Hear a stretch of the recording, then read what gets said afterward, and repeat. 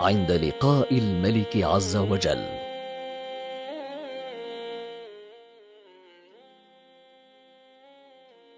هل تحب أن تكون من المبشرين بالجنة وأنت لا تزال في الدنيا تمشي على الأرض وفيك عرق ينبض؟ قد يخطر ببالك سؤال: كيف أكون من المبشرين بالجنة وقد بشر النبي صلى الله عليه وسلم في حياته 10 من أصحابه هم ال10 المبشرون بالجنة، فكيف أبشر بالجنة وقد مات النبي صلى الله عليه وسلم؟ الإجابة على هذا السؤال أن بشارة النبي صلى الله عليه وسلم بالجنة تنقسم إلى نوعين.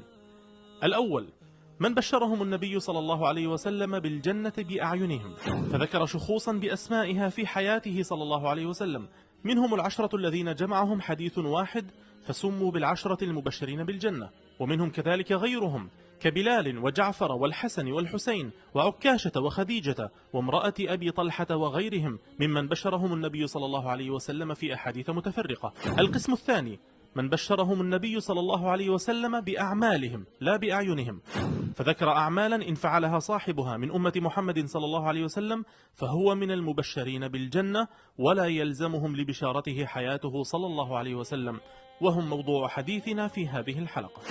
32 عملا رئيسا إن فعلت أي واحد منها كنت بإذن الله من المبشرين بالجنة. سأخبرك في هذا المقطع بالمبشرين في القرآن غير متطرق للأدلة بكاملها لكثرتها.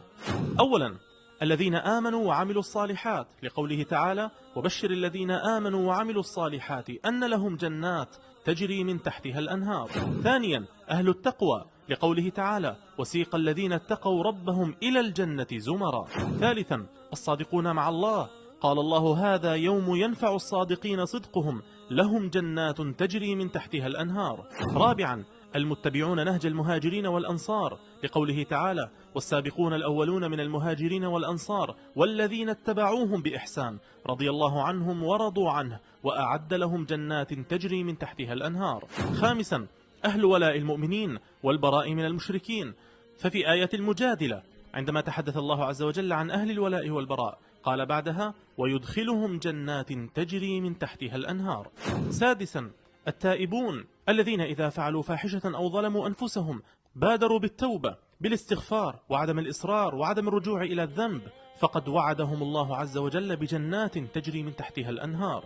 سابعا المهاجرون والمجاهدون في سبيل الله الذين يبشرهم ربهم برحمة منه ورضوان وجنات لهم فيها نعيم مقيم. ثامنا من أطاع الله ورسوله، لقوله تعالى: ومن يطع الله ورسوله يدخله جنات تجري من تحتها الأنهار خالدين فيها.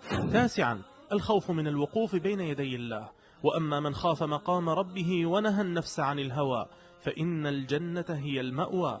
عاشرا الصابرون على طاعة الله وعن معصيته وعلى الأذى وعلى أقدار الله، لقوله تعالى: وجزاهم بما صبروا جنة وحريرا.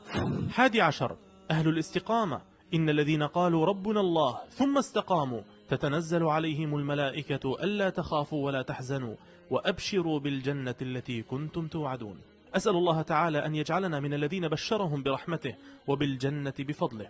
وتابعونا في الجزء الثاني من كيف تكون من المبشرين بالجنة والأدلة من السنة الصحيحة.